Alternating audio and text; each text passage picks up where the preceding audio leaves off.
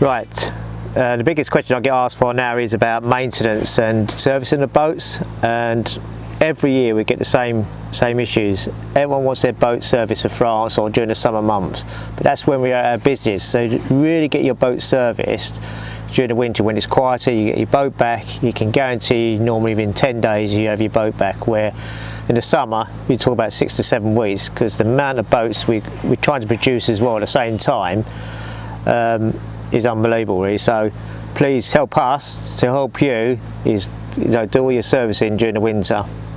But there's ways you can help us as well and help yourself. 95% of the faults on boats is actually down to the angler looking after your boats, and you just got to remember electric and water do not like each other very much. Dampness is the biggest key, especially in the spring and autumn months. And it comes down to the handset, and you get a lot of anglers use their boat in the rain, so get yourself a rainproof cover. That's one way of stopping the dampness.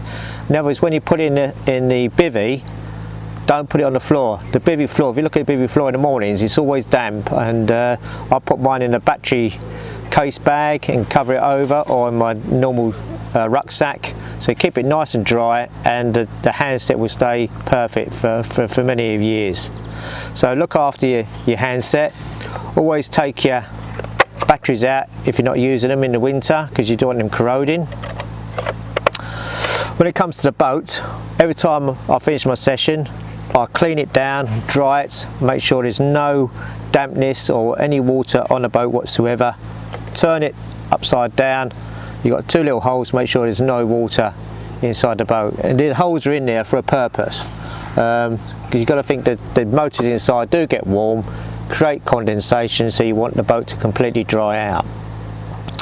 If you're using hemp oil, make sure you clean it off your hopper, because it does stick and it's like super glue at times, and it stops your doors opening.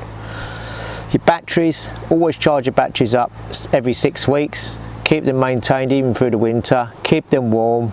Never on concrete floors. Concrete floors get so cold in the winter. So protect your batteries. I've just still got mine from 8 years, but I just keep them maintained every 6 weeks. Keep them charged, and they'll last you a very long time. So that's the service, and all you really need to do is keep it dry.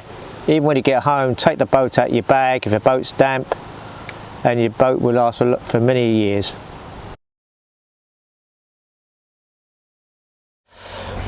I get asked about how do you know the life of your batteries. Well, we do sell battery meters, and we've got 3 of them now. We've got this is a MicroGat HD, we do them for the Technics, and we do them for the MicroGat, which is the original red one.